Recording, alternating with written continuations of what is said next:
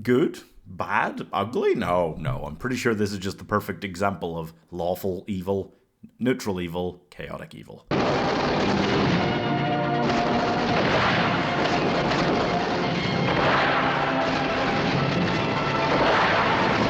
You think Sergio Leone was crazy for naming for a few dollars more just to piss off studio executives that he had a falling out with?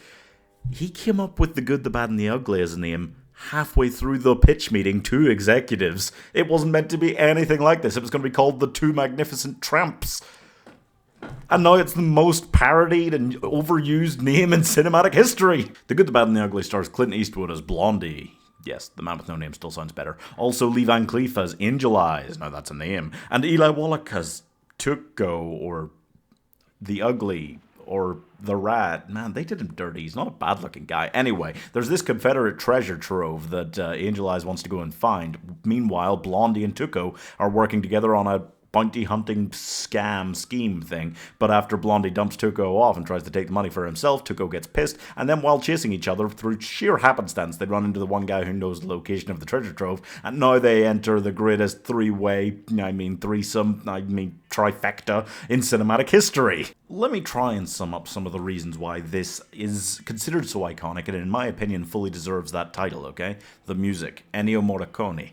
Oh my goodness, he created something dark and powerful and so pitch perfect here that it seems like he must have sacrificed at least a few virgins to some dark lord in order to get it created. Also the war. This takes place during the Civil War, and that as a backdrop, you know, sometimes it's in the background, it's just some random explosion saves Clint Eastwood's life. Sometimes they're just wandering through a place that's bombed out and there's lots of bodies and there's real anti-war sentiments in there. But sometimes it's in the foreground. They get caught up in the middle of a huge battle over this bridge. Like, it's such an interesting thing to just have going on as just a permanent fixture in their lives at that time. It makes for great anti-war sentiment scenes. It also makes for great just action sequences, and it's just so much more interesting to have them wandering through this and bouncing off this war than it would be a traditional Western background for them just to wander through.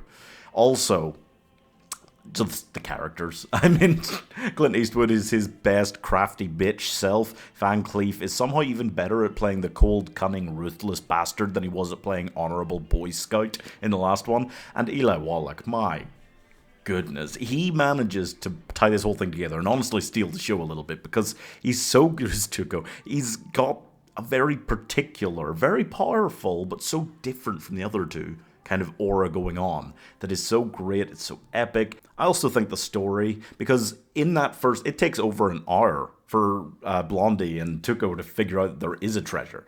But Angel Eyes, his scenes make it clear that that is the long-term goal the entire time. And it's such a simple idea. It's a treasure hunt film. You can't lose track. You can't forget what's going on, who's on whose side. Doesn't matter. It's a treasure hunt film. Everybody wants to find the treasure, get there, get to it. It's such a basic plot, which I feel like is very important, because normally Westerns are quite easy to like lose yourself in what's going on, just watching stuff and you're like, what are they actually trying to do at this stage? For me, I find that a lot of old Westerns are a bit like that. And to have it boiled down to just, this is a treasure hunt film, makes it just so easy to keep track of. It's easy viewing, but it's also got so many great messages, so many great points it's making. It's got Clint Eastwood wearing that slutty little poncho near the end and playing with kittens in like bombed out, war-torn battlefields. It's incredible. I love his character so much more in this one. He's so much more watchable. He's got so much more aura by this stage than he had in the first couple of films, even though he had incredible aura in those as well. It makes so many marvelous anti-war points. It's got so many iconic moments, bits of music, everything. Like, you wouldn't believe that so many things come from this one film. I've seen it before, but just every time I watch it, I feel like this giddy child, like super excited to see it all over again. It is incredible how they managed to pace it out for a 3-hour film. It's probably the best 3-hour film of the 1960s, and there are so many 3-hour films from the 1960s. If you boil it down as well, the fun thing about this is that it's just a buddy cop war western with music that could make you orgasm out of your eyes. Like, it doesn't need to be any more than that. It is the perfect meeting point of entertainment and masterpiece. There's so few films that can actually genuinely claim to be both like so good at being both at the same time. I think Jurassic Park is the kind of example of what I would think of as being similar, but I can think of very few that honestly are so entertaining and so interested in just being fun and wacky, despite being a 3-hour film, masterpiece, epic Western war film.